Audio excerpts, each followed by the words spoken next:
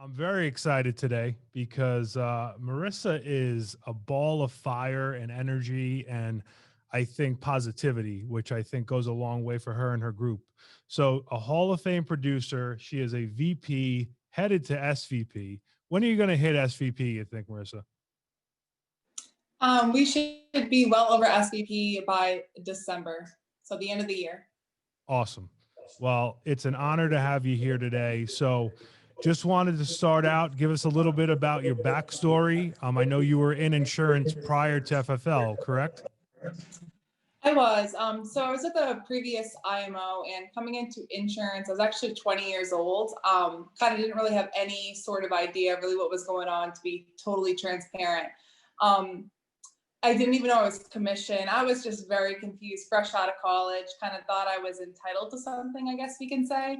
And I learned kind of the hard way that that's really not how life works. And I'm very thankful for that.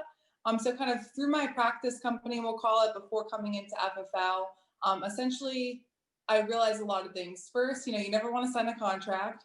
Second, if there's not leads, you should probably leave.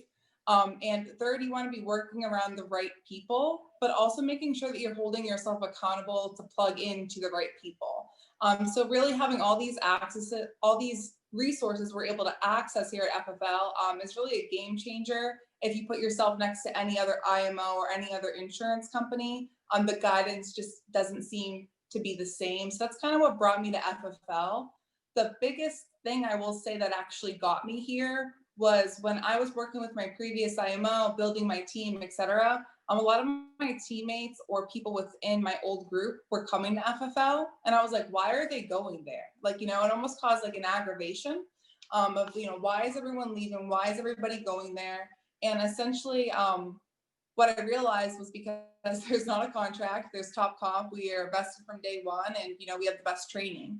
So that's really what got me here. I almost tried to do like a reverse recruiting mechanism, which really actually got me over here. So I hope that answers your question, Steve. Yeah, wow, that's awesome. Okay, great. So you get going here. Were you trepidatious about buying leads when you first started?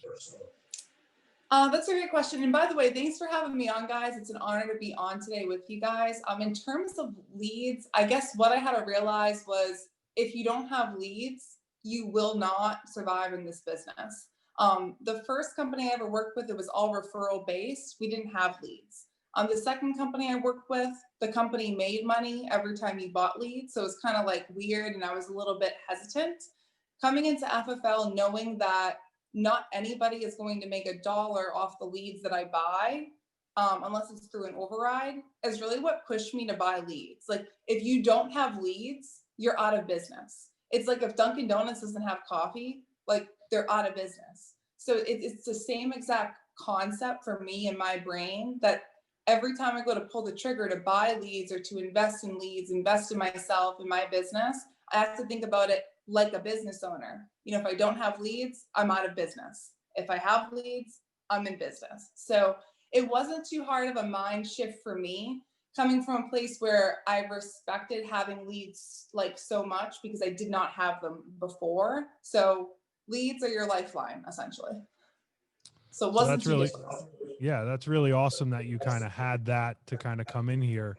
So when you look at your lead spend, how would you compare it when you started to what it is now? And let's be transparent here. What do you think you spend a week in leads now?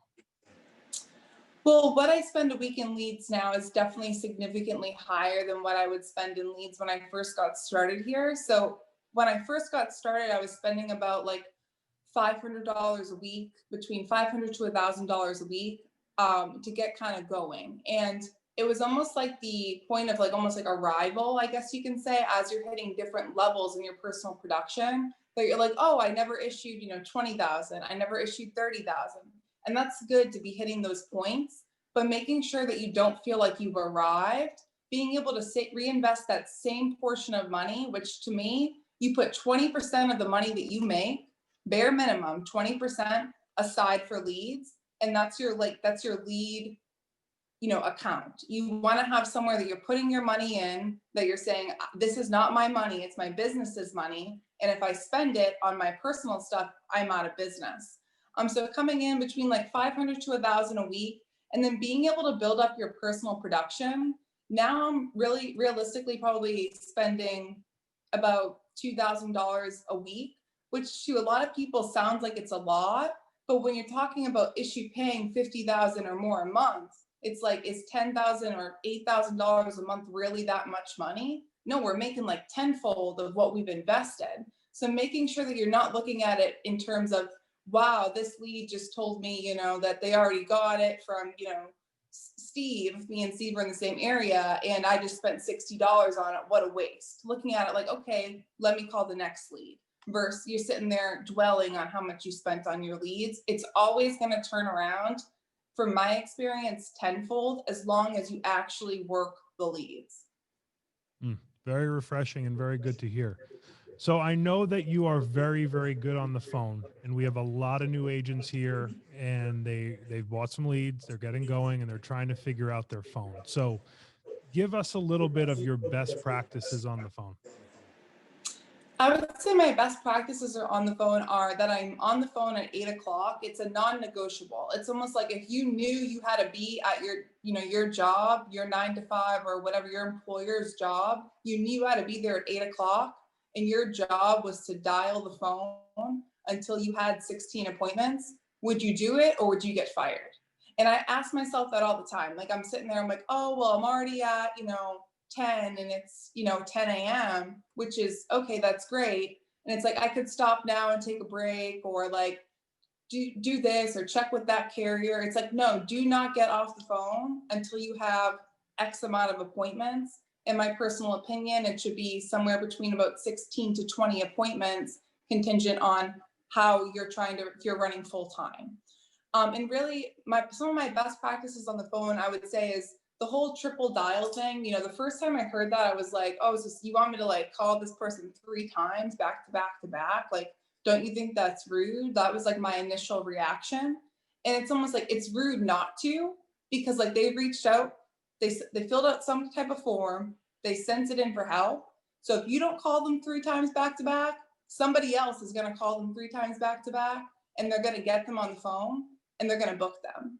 I would say about 50% of my appointments come from that third dial that everybody's really afraid of. So that's just like the biggest thing. Track your dials, track how many people you're talking to, and how many appointments you're setting, so that when you're calling your upline, you're saying, I've been on the phones all day. Well, think about, what time did you get on the phones? How many dials did you make? What type of leads are you working? How many people did you actually speak to? And how many did you set? Because sometimes we think we're doing a lot worse than we are, when really we just have to increase our activity. I always tell my agents, like, you want to make 300 dials per dial session, minimum. Do I always have to make 300 dials to get to my appointment count? No. But what I can promise you is that if you have a sufficient amount of leads and you make 300 dials, you're going to get your appointment count, and you're going to be so thankful that you did it. Another thing I'm really big on is just like making sure they understand, like, I'm getting back to you about the request that you sent back into us, and then just going right in. Like, they need to understand, like, they sent a request in, you're not a telemarketer, you're not calling them randomly. And then tying the appointment down, I'm extremely thorough.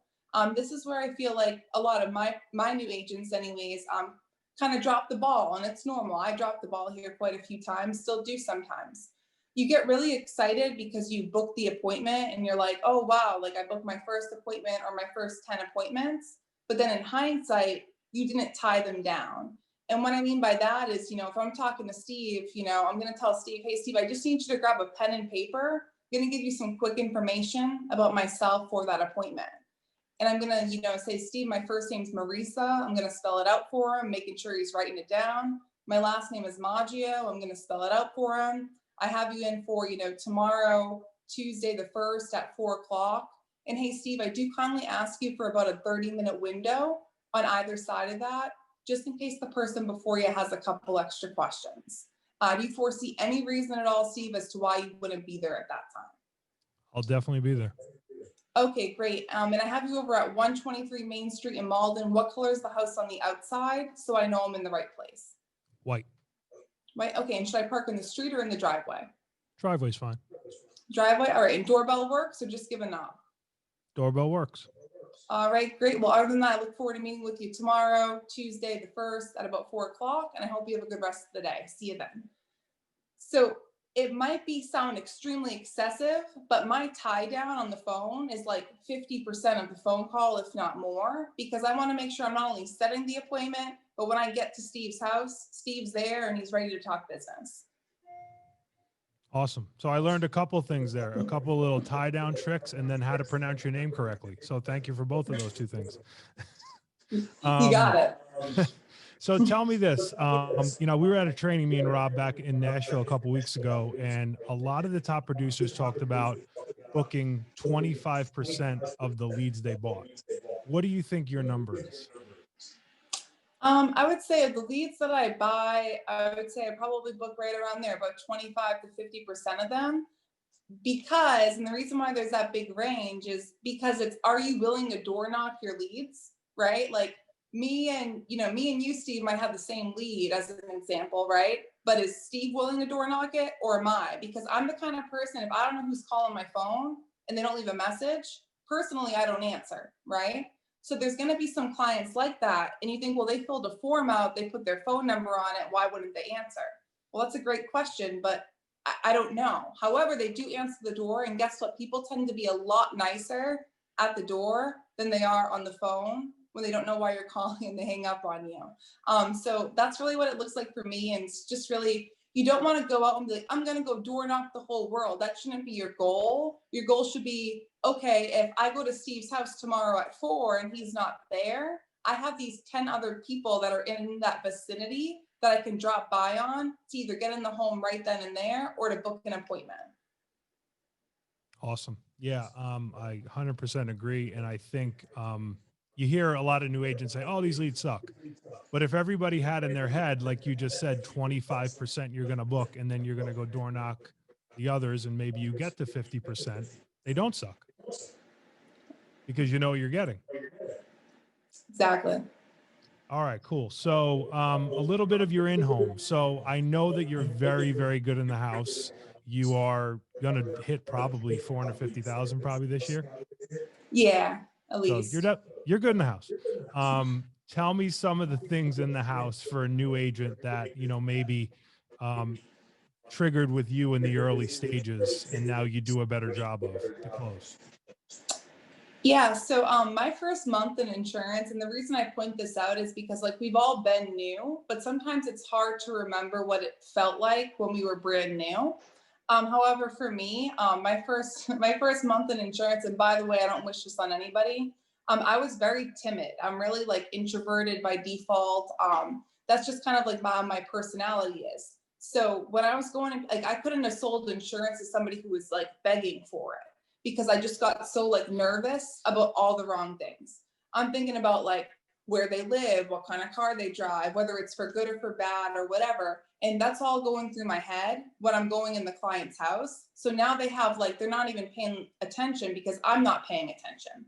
And the biggest thing I really learned in that month, going from month 1 to month 2, in insurance was body language, matching and mirroring, tonality, if Steve answers the door and he's like, hey, Marisa, nice to meet you. I'm going to be like, hey, Steve, great to meet you. Kitchen tables that way. But at the same time, it's so important to remember that if Steve answers the door and he's like, hi, I'm like, hey, Steve, I'm Marisa. I'm going to match his tone. Same thing when you have the husband and wife and one of them sitting at the table like this, or they're both sitting like this. I'm not saying sit exactly like them, but you might want to put your arm on the table or something like that that's going to resonate with them, because tonality and the way that you almost look, if you look nervous, they're going to be able to tell. The best way you can do that is by matching and mirroring, in terms of tonality and how they're sitting. Are they crossing their legs? Are they not? You want to almost match and mirror that body language. And for me, that helped me connect so much more with the client. And I think that that's just by being a person default. But that was probably the biggest change I made in terms of in the home. But after that, when I was able to kind of just build that, small connection with the client through matching and mirroring and going in with the mindset of, I'm actually here to help a family. If I help this family, I'm not only going to help them on the worst day of their lives, but I'm going to help my family as well. And from there, diving into like why you're there. Like, I'm not showing Steve anything until he tells me, like, I need this. I know I need it. Like, I'll close my laptop and I'll be like, well, you know what, Steve, it doesn't seem like you think you need this. I have 15 other families to see today. So let me know do you have any questions right now before I head out? And usually they stop you and they'll tell you now why you're there. You don't have to get there that often if you're asking the right questions. And the right questions are going to be things like, who's the person that's going to be picking up the pieces if something had happened yesterday? You know, I'm a big yesterday person. If something had happened yesterday, what does it look like today? Because they're in the same predicament that they were yesterday when you walked in the house for the most part. So you want to I go through who, what, when, where, and why. And what I mean by that is, just for some simplicity reasons, I'll open up with kind of who I am and what I'm going to walk through. But again, before I'm showing pricing or I'm showing any type of plan, I'm going to make sure I'm asking, who's the first person that's going to be, picking up the pieces? What does that look like, Steve, for, your wife and kids? Like, are they going to have to change school systems? Would they be able to stay in the home? I'm going to be talking a lot with Steve's wife, what that looks like. Hey, if Steve had died last night, what does that look like for you today? Steve starts talking, Steve, no disrespect, but you died last night. And if they laugh, it's like, to me, I'm like, it's not funny. Like, what does that actually look like? And I need them to paint a picture for me. And at this point, they're going to start painting their own pictures. I also like to throw things in there, like when I'm talking about income, if John says he brings home $6,000 a month and Mary says she works, part-time and brings home $1,000, I'm going to say, okay, well, now I completely understand why I'm here. Right. So it's like, I want to be able to drop things like that. I understand why I'm here today. Well, good thing I'm here today. Little things like that are really helpful. So just, who's picking up the pieces? What is that going to look like? Have them paint the picture for you. When would they have to leave the house by? Who's going to take over and come in and really be able to, take over the kids if something happened to both of you guys? Would you be able to afford childcare? You're just kind of putting yourself in that client's shoes as if they're your family member and thinking about, how can I solve this problem, right? If the problem is that the income is going to be differentiated, which it typically is, that's why we're there. We want to solve a problem of income. We want to replace the income somehow through some form of insurance. So, and usually when I'm going through the financial inventory, that's the whole why, the who, what, when, where, why. And the why is, okay, now I know why I'm here. Until I can say that, like me, I'm not showing anything. I need to keep asking questions until I know why I'm there. Does that make sense, Steve? Yeah, that's amazing. I mean, that is great advice for new agents, and I thank you. So now, when you started looking to build, how far into your journey with FFL did you come to that realization? Yeah, probably too far into my journey, to be really honest. And I think it's probably one of my bigger, I guess, regrets in terms of the business. And the main reason for that was because coming from my previous IMO, I was just a little bit intimidated almost by like the contract and who, I was told to not reach out to people and not do this and that. So it almost, I felt like killed, like, and it was my fault, full accountability here. It almost kind of killed like who I was and how I wanted to like portray myself. So I stopped building for a while and I was like, you know what, I'm just going to focus on personal production, which was like the worst thing that I could have ever done. Because, coming in, it's like you see the comp, you see that there's no contract, you see that the renewals are vested, you see that you're truly independent. So bringing anybody into this opportunity, or at least exposing them to it, it can't hurt anybody. And that's what I love about the opportunity. So now you're building. You just opened your new office, what, 2 months ago, right? Yeah, just about. Okay. Now, guys, one thing, I text Marisa earlier, and she tells me she has 16 appointments before, what was it, 2:00, right? Yeah. So that tells me you run a crazy intentional schedule, and now you have the rest of the day to build your agency. Exactly. Yeah. So what are some of the things that you're doing right now, going all in to really get yourself to the next level? Really, I think it's just kind of exactly what you said, like scheduling. Like before, like Sean Mike used to introduce me at meetings, and he would say, "This is Marisa Maggio. She works part time. She pays about 20 grand a month." And I would be like, "Sean, like I don't work part time. Like like I work full time." And it was because I didn't run an intentional schedule. An intentional schedule means you know what time you're waking up, you know if you're going to the gym, you know what time you're eating your breakfast. All that stuff is done before 8 a.m. when you're either hopping on the phones or you're getting in the car to go run your first appointment. Um, and just you have to have an intentional schedule. On your dial day, it has to be I'm dialing until I have this many appointments or until it's 10 o'clock at night, like one or the other. People will say to me like, "Oh, like when's a good time to stop dialing, or what time do you have to be off the phones by?" We're not telemarketers, and by no means do I think that you should call Thomas, who's 73, at 11:30 at night. But what I'm saying is you probably called Thomas earlier in the day several times, and you're using the 3 times back to back to back. So really just like utilizing the time you have. If today's your dial day, like what have you already intentionally done to make sure that you're going to be able to set yourself up for success for today? So just really being intentional about my schedule was what brought me from issuing quote unquote part-time, as Sean would say, 20,000 a month. And I was, doing fine in terms of finances, but by no means was I doing as well as this industry allows us to.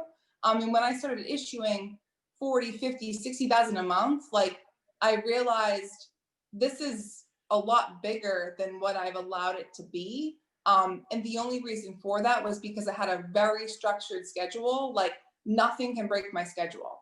Like I had like, for example, like a flat tire. It's like, great, we'll go get a rental, get in the rental and, figure it out later. Like there's gonna be bumps in the road. All jokes aside, but I'm like I always pop my tires for whatever reason, but I have to figure it out, right? Like I made the appointments, right? The dial day is when you make all your money, and then your run days are when you go, you collect checks and you help families. That's how I always try to look at it. Yeah, that's incredible, because I find that a lot. New agents put a lot of stuff in front of their own success. So, leave us with this, for a new agent on the selling side and on the hiring side, what are some things you could give advice to new agents just starting out? Yeah, so first thing would be like get leads in your hands. Listen to your mentor in terms of the leads, and just like trust the system. Even if you don't believe in yourself yet, maybe you haven't went out, you haven't made a lot of sales. As long as you believe in what we're doing, that should be big enough. And I can promise you, your mentor probably believes in you enough that they believe that you can go out and do it, or they wouldn't be spending time with you on the phone. So taking your mentor's advice and actually implementing it is going to be the first thing that I think every new agent can do. Second thing is going to be getting on the phone. It's going to be intimidating. It's supposed to be. Just get on the phone. Like the worst thing you can do is hold off and be like, "Oh, well, I'll probably just start dialing on Thursday." And then your leads are aging. "I'll probably start dialing on Monday." Well, I'm going to hit the ground running January 2021. No, how about you hit the ground running today? Like, what do you, don't wait. So my biggest piece of advice is don't wait, don't overanalyze. The only way you're going to learn how to dial or to handle objections or anything like that, there's so many great videos out there, don't get me wrong, and you should plug into them, but you have to implement. It's like you're never going to know what to say in the home until you go in the home. And guess what? You might make a really big mess. And that's okay, because your mentor is going to help you clean it up. And now it goes back to that first 100 homes that you can get into. And if you can get into those first 100 homes, I promise you that you're going to see success. So that's what I would say is get on the phones and get it home. Like almost don't think, just do. Like I have to tell myself that all the time. Don't think, just do. Like the power in my office just went out. So that's great. Not really sure Good thing what's you booked all happening your right now. appointments already. I know, good thing. So essentially that, and also in terms on the hiring end, give me one second. You're good. That's funny. She's gonna go like write a $10,000 policy now with her power out. Legit. Yeah, she's so gonna yeah, give it I'm to the sorry custodian. about the. You're back. Okay. I'm sorry. You're gonna go about do the a paper alarm. wrap on an HMS right now because you have no power.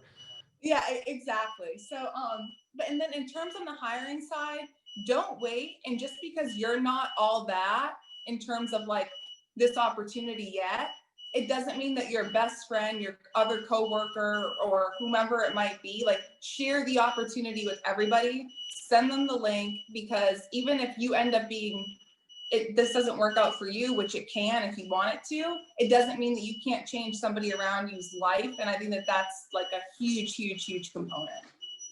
Well, I appreciate you. I'll let you go deal with all that. I would hate to be the power guy right now because you're going to tear them up. What do you think FFL Solidity will be doing a year from now? I think in a year from now, we'll be issue paying well over $2 million. Love it. Well, it is a pleasure to have you. And